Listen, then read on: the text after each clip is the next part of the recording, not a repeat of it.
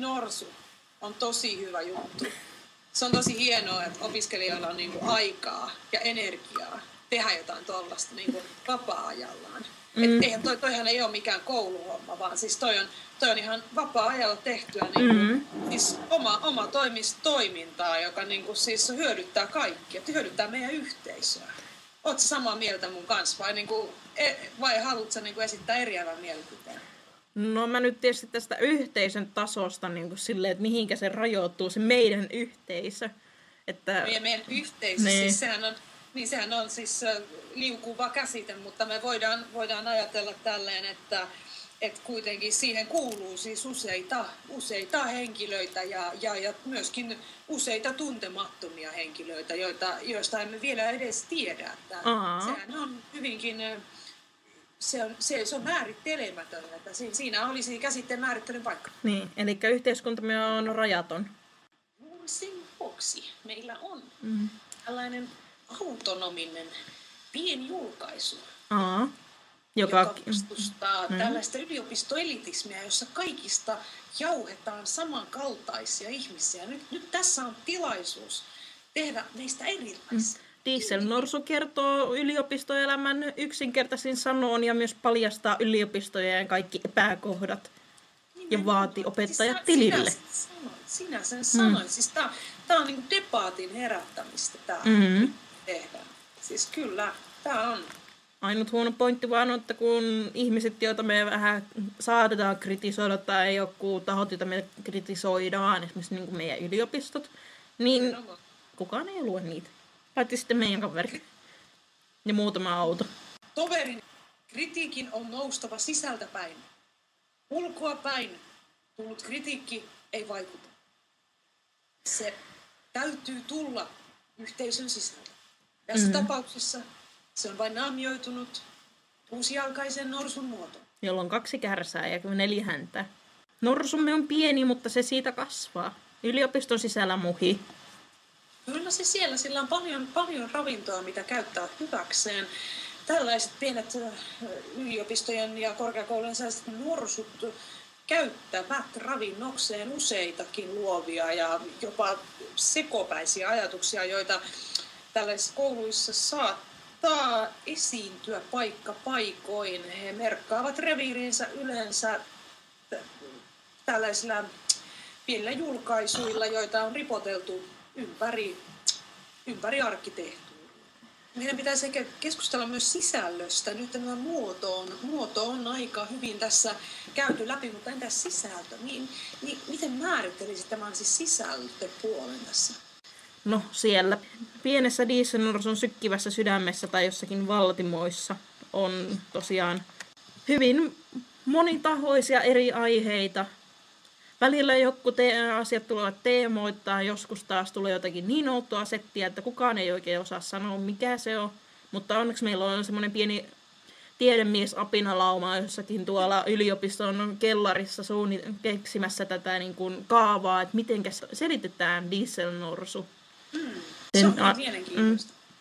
Ja tosiaan hyvin monet epämääräiset laitapuolen kulkijat meille kirjoittelevat tekstejänsä. Tai sitten joku saattaa jotakin tuhertaa vasemmalla kädellä ja silleen kieliposkella ja kuolla suusta valuen. Me emme tiedä, mistä ne tulevat ja minne ne menevät, mutta me julkaistaan ne kuitenkin. Hienosti sanottu. Siis sinäpä sen sanoit. Paremmin en olisi itse pystynyt tuota muotoilemaan.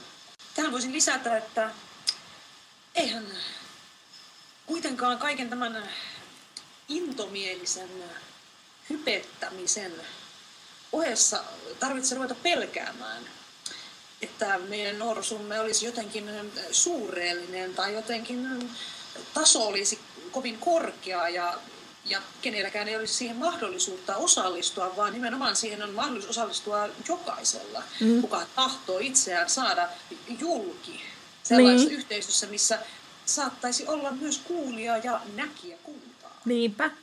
Dieselnorsu on pieni ja karvainen ja siihen tarttuu hyvin monia asioita. Kyllä, nimenomaan hyvin monia. Ja sitä pestään hyvin harvoin. Sitä ei oikeastaan pestä ikinä. Oikeastaan ei, että tässä tapauksessa tämä likapyykin pesu on niin kuin ulkoistettu ihan täysin johonkin aivan toiseen aikakauteen ja oikeastaan toiseen ulottuvuuteen. Että tässä me emme me emme harrasta sellaista kommunistivaltioiden suosimaa sensuuria, vaan meillä on aika, jos voidaan nyt ruveta puhumaan sananvapaudesta, niin ehkä tässä tullaan siihen pisteeseen, että me olemme saavuttaneet sananvapauden jossain määrässä, täydellisen sananvapauden, jossa me emme pelkää kritisoida ketään profeettaa. Ketään. Vai pelkäämme? Ei sä tiedä. Jos pelätään, niin me peitellään se kyllä aika hyvin. Pieni norsu hätäpaska, kukaan ei sitä löydä. Niinpä. Mutta tosiaan sananvapautta löytyy, koska ei siinä ole kyllä järkeä mitään niin kuin lähteä sensuroimaan, koska sitten niin kuin joutuisi kuitenkin aina jostakin lisää sitten sensuroida. Ja pian sitten meillä ei olisi mitään, koska siis aina jokin asia jollakin tavalla jotakin saattaa loukata. Niin, ja tietysti sellaiset asiat pitäisi ottaa ehkä huomioon, mutta me emme sitä tee. Koska ehkä jos rupeamme määrittelemään myös anarkismia, niin minusta on syytä luoda omat säännöt tälle meidän omalle anarkistiselle pikkuvaltiollemme tavallaan. Tässä kuitenkin puhutaan yhteisöstä ja tietynlaisesta sen julkisivusta ja siitä, mikä siinä on näkyvää siinä yhteisössä, niin kyllä se taitaa olla sillä tavalla, että niin kun omilla säännöillä mennään ja meidän sääntöihin ei kuulu minkäänlainen asioiden rajoittaminen, vaan aivan suoranainen julkituonti. Siis aivan tällainen niin kun, jopa suorastaan pateettinen siis asioiden kaivelu ja oman itsensä etsintä. Parhainta, siis taidetta parhaimmillaan tavallaan, kyllä. Tämä on sitä. Kyllä näin se on, näin. Ootko sä munkaan samaa mieltä? No tietysti tässä voitaisiin ruveta taas määrittelemään sitä, että mikä on taide.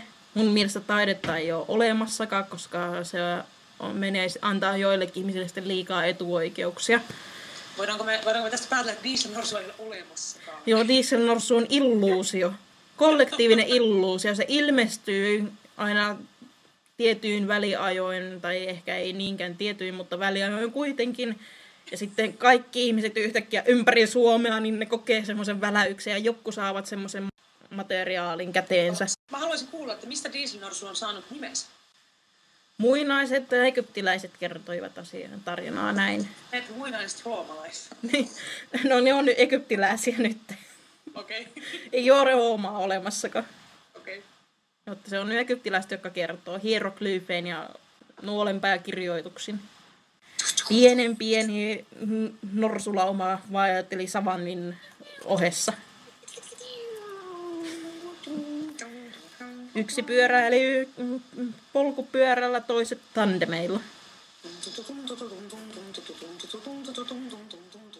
Aikansa pyörittyään norsulauma päätyi Tsernobylin paikkeille.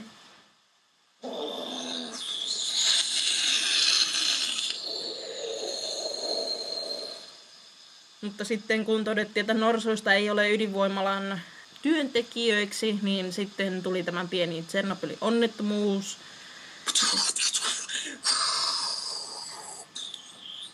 Jonka jälkeen norsut vaeltivat Kazakstaniin.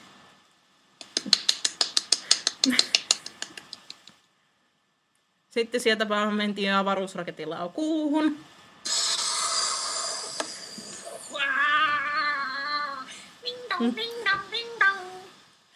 Sitten kuussa norsut loivat hienon yhteiskunnan sinne pimeälle puolelle, jota me emme koskaan tule näkemäänkään.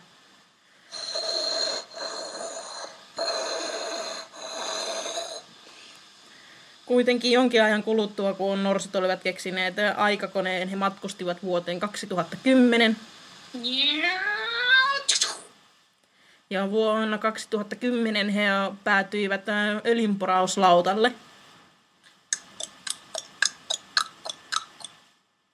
Mutta sitten kun todettiin, että ei myös öljynporauslautalla kannata mitään norsulaumaa pitää, niin sitten tuli öljykatastrofi ja kaikkea jännää. Ja sitten siitä öljystä sitten jalostettiin dieseliä ja sitten tuli dieselnorsu.